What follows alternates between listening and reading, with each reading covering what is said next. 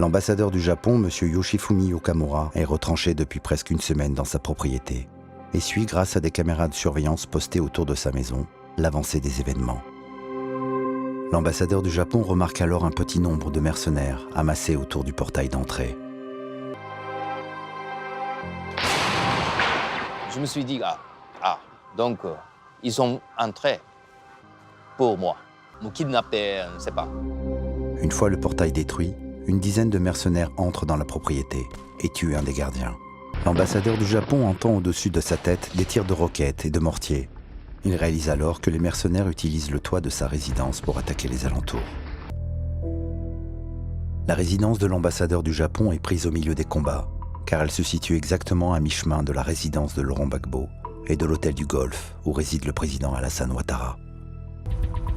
Les commandos ont étudié toute la journée les différents modes d'action permettant d'évacuer l'ambassadeur.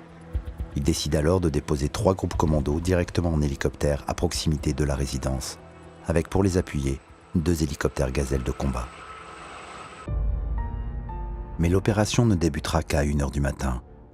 Les forces spéciales attendent le moment le plus propice pour intervenir. Les miliciens de Laurent Gbagbo patrouillent toujours. En quelques secondes, les commandos vont devoir se reconfigurer pour descendre le long d'une corde. Car il y a un principe chez les forces spéciales, c'est de ne jamais faire 2 fois la même mission.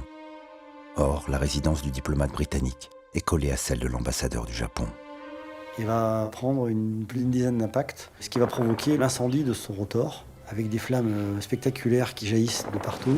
Il y a de plus en plus de forces en présence qui s'acheminent vers notre position. Sur la résidence du Japon, il y a donc, les ennemis qui avaient repris position sur le toit. La zone de récupération se trouve sur une avenue à une centaine de mètres seulement de leur position. La distance entre chaque réverbère est de 18 mètres. Or, l'envergure des pales de l'hélicoptère est de 16 mètres. Un atterrissage qui tient dans un mouchoir de poche.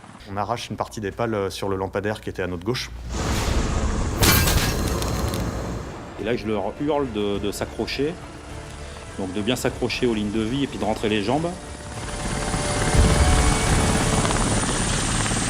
L'équipe de Bud et de Léo qui essaye de faire exploser un portail qui nous gênait pour nous permettre d'être évacués. Les miliciens ne sont plus qu'à quelques mètres d'eux. Matt doit redécoller au plus vite. Bon, je touche un peu une partie du grand mur qui était sur ma droite et en plus je prends les arbres au décollage, donc je passe à travers les arbres.